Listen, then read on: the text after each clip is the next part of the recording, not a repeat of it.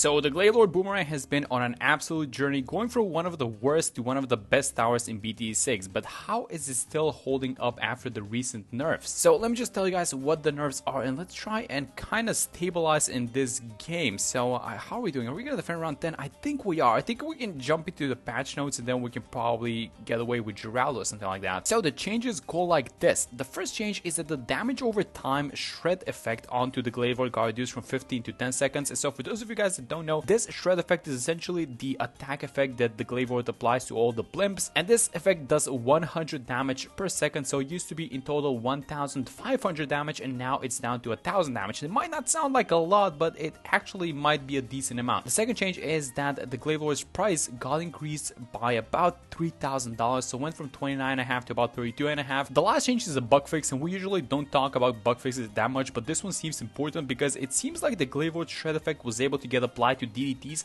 even though the Glaive Lord himself didn't have lead popping power. So now they fixed that, which means that you're probably gonna have to make an investment. So that's gonna be something like an MIB Village, or I don't know, maybe like a Glue Storm Glue or something like that. So yeah, let's see how we do with this Boomerang. Let's try and get 2 million pops onto this guy. We're not playing on the most flattering map for this one, but I feel like we might be able to pull it off because I still think the Glaive Lord is strong. It's just the question, how strong is it? So first things first, let me just be ready this round 15, and let's be ready with the spikes. We do have like, how many is that? We have like 5 spikes at the back, but let's just be careful. This is really nice, the way that these glaives are bouncing. Oh, we're gonna lose a bunch of the spikes, and that's one red bloom, but that's only one spike. And do we get this? Yes, there we go. Yeah, it's really nice how these glaives travel along the path of the map. By the way, let's buy the glaive ricochet. We get it just in time. And I guess the spot at which these changes are gonna start being annoying is probably gonna be, you know, just avoiding the Glaive Lord for one, and then is this reduced DPS effect going to have any impact on us dealing with blimps is the question. Alright, so now seems to be about the time which we need to buy the Alchemist for this guy. Maybe we want to have the Alchemist just like, I'm trying to keep it as far away from the track as possible, so this should be a good spot. And then we also needed to attack on this round because these zebras, we're not dealing with them just with the Boomerang. Let me just have some road spikes in my hand as well, just to, if we need to react. No, there we go, that's very good. So how's the Glaive Lord looking, by the way, guys? If you tried it after the nerfs, this is probably my first time trying it out, and I'm not exactly sure. I feel like maybe the price is just gonna be annoying because this guy, the more glaives, absolutely sucks. So look at the new price, $35,000. Getting to this thing is gonna take a long time, and especially just because the 4th tier sucks versus mob class balloons. So that's why I brought Geraldo. Maybe like the Jerry's Fire is gonna help a little bit, but yeah, absolutely just sucks versus mob class balloons. And yeah, that's gonna be one of the most important things in just reaching the Glaive Lord. So I don't know, curious to see what your guys' experience with this guy is like in general. Let me just, by the way, buy a discount village, and I want to buy a second one just like this, which we don't do too often, but I'm pretty sure we're gonna be going with something like an MIB village. So one of these villages is gonna be a top one, the other one is gonna be a millipath. Alright, so there we go. We get Geraldo's level 8 right on time around 39 because we're gonna have the Moab. So on round 40 actually is gonna be the round to which I'm gonna place the Jerry's Fire onto the Boomerang, and hopefully this helps us defeat it. There it is, it's incoming. So let me just place the Jerry's Fire and let's see how much of an effect this is gonna have. Are we dealing with this thing? Oh, it's not popping, guys. It's gonna enter the portal for sure, I think. Or is it? Oh no, it barely popped. Okay, so we might have a chance. Yes, there we go. It's so good. Like once you get to the small balloons are not even an issue. Yes, Geraldo coming in clutch once again. Man, Geraldo is just the guy that you need, right, for all these like 2 million pops type of things that you're doing. Alright, so let's get some camo texture onto this village. This one is gonna be the MIB one. The other one is gonna be the extra. I guess we're just gonna stop at the jungle jumps probably, or maybe we want to get the primary training and the mentoring for some extra range, but we're gonna decide on that later. So first things first, this new nerf is gonna hurt us a lot. So 35,000 is the amount that we need, and I'm gonna be as stingy as possible. So we're not gonna be spending a lot of money. Let's just try and get to the Glaive Lord as fast as possible. By the way, in case you guys forgot how good the more glaives is, we're going for the metal cross path, which is gonna be throwing out these glaives like crazy. Oh my god, that's insane. And it's gonna be even crazier on the Glaive Lord as well once you get it. But I want to watch 49. 49 is gonna be just a beauty to watch. Yes, take a look at this one. So a bunch of green moons. We, by the way, filled up the secret on this map, so that's gonna be nice in case we need it. But I really don't want to be using it because I don't know how many pops it takes like this. I know that it does like about 50 damage, I think it was, plus it becomes stronger the more you keep it, and but it just, you can't plan around that pretty much if you're doing like a 2 million pops challenge. But yes, there we go. Around 49, this thing is done, and now we're back with more class balloons, which means Jerry's Fire needs to get activated. Okay, so let's place the Jerry's Fire like this, and I'm just hoping for the best, guys. We're probably gonna need to upgrade one of these villages to the jungle jumps just so we pop these guys a little bit faster.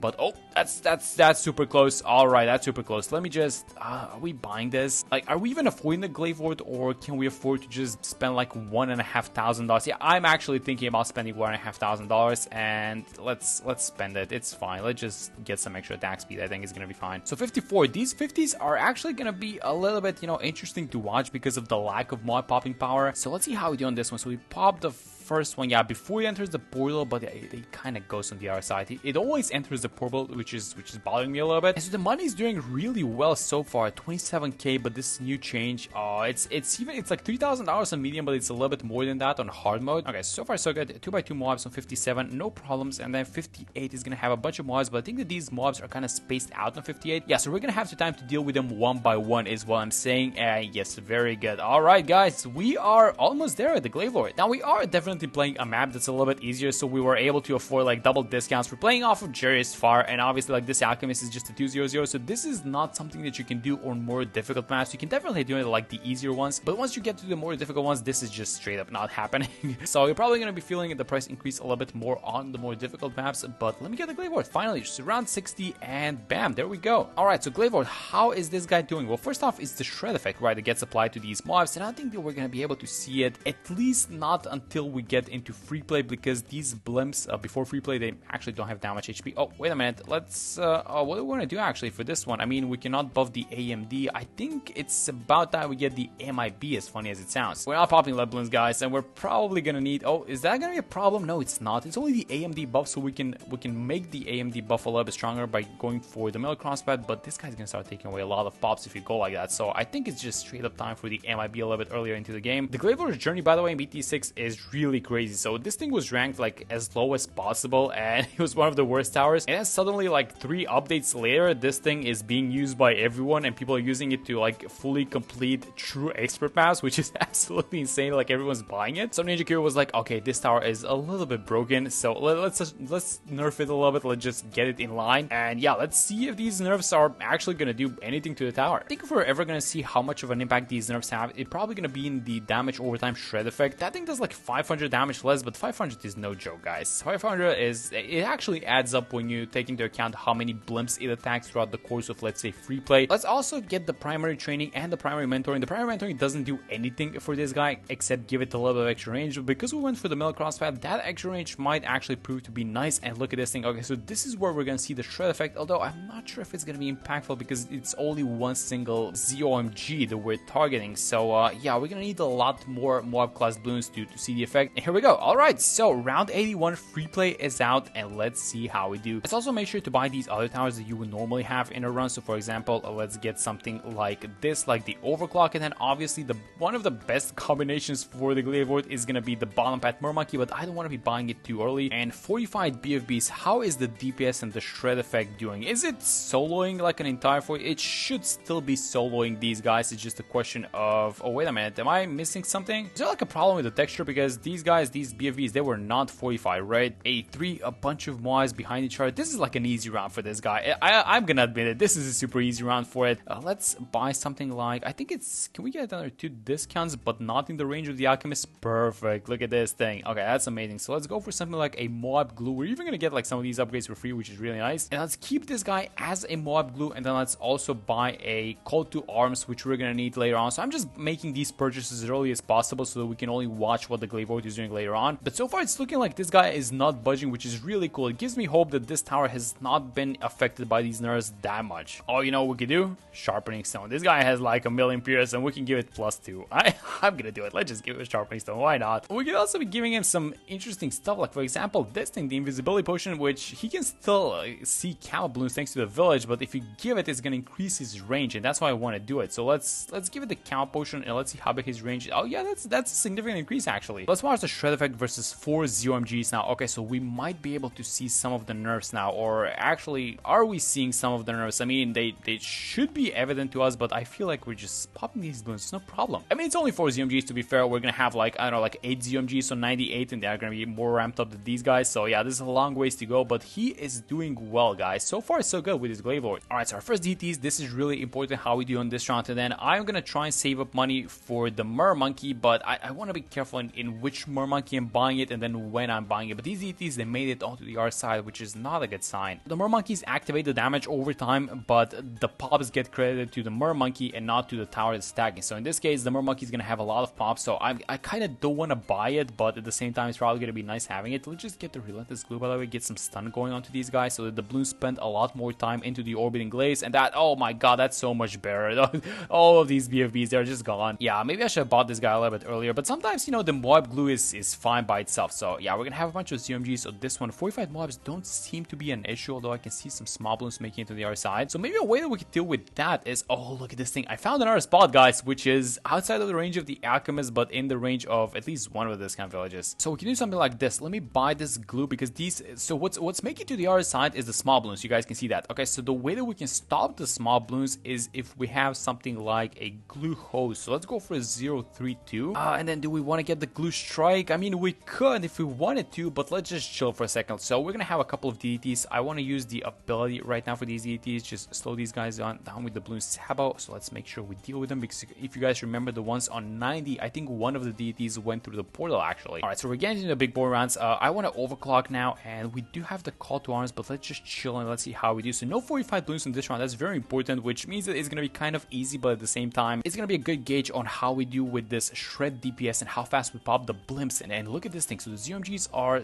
oh, I was gonna say they're surviving, but they did get popped. So some of the Bloons are making it to the R side. How are we dealing with them? It seems like we are gonna have these buff effects expire, actually, the count potion and the sharpening stone. And actually it's round 95. Let me renew the count potion, which is gonna give this guy a little of extra damage versus DDTs, versus count Bloons in general, but it's gonna be DDTs on this one. All right, so when these DDTs come out, I think we use the Sabo. And then do we need an overclock? Let's just chill. Let's keep the overclock for 96. If necessary, we can also go for something like a glue. Yes, there we go. Get the money for the glue storm. That's really good. Let's have the glue storm for one of the next rounds. Oh, DDT is going through. I think the Sabo expired, but yes, there we go. Oh, so it was really important for us to use the Sabo on that round, because as you guys saw, as soon as these Bloons kind of sped up, the DDTs, they just go into the portal, and this Glaive Lord is not dealing with them on time. All right, so 96. Let's use the call to arms onto this one. Let's just get a lot of damage going. I'm not concerned about these small Bloons. I am, however, a little bit concerned about ZMGs, and I have the same concern about the 98 and those ZMGs. And also 99, we're gonna have to save the Sabo for the 45 DDT. So let's see how we do versus these guys. Yeah, we are popping them. It seems like I see a bunch of, yeah, I'm gonna need just the ZMGs to start popping, guys. And they are they gonna enter the portal? I really wouldn't want to see ZMGs entering the portal at all. Like, let's just, yes, there we go. Let's pop them. And now let's watch what's happening on the other side. So we have Moabs entering the portal. I guess if it's a Moab or like a ceramic or small Bloon, it's fine, but as long as it's not too many of them. And yes, there we go, 96. All right, Glaive Lord is holding on so far. All right, so 97 seems like it's an annoying round, because I don't think I'm going to show it to you guys, but I actually lost on this one. So yeah, our blimp damage is really not good with this guy. So let's use the Sabo as well. I know that I'm using all the abilities, but we can rejuve them, so it's completely fine. Yeah, guys, these blimps, they actually made it on the other side, and they actually left. So yeah, we are probably going to have some issues with 98. I'm going to go all out with the abilities. So 98, I'm going to try and save at least one rejuve. Check the pop count, by the way. This is really important. So only 5k pops stolen, which means that we have a lot of room to run with something like a Mermonkey. Okay, so 98 is out. Let's go like this. Let's use the call to arms. Let's use the glue storm for the first time, and then we're gonna have the Sabo come off cooldown, but let's play this one a little bit slower. All right, so the Sabo's out. Let me use the Sabo right now, and we're gonna have the overclock. Let me overclock as well, and then I'm gonna rejuve just to have the abilities ready. And how is everything looking? So the glue storm is going to town. The Sabo is going out still, and I think if I'm gonna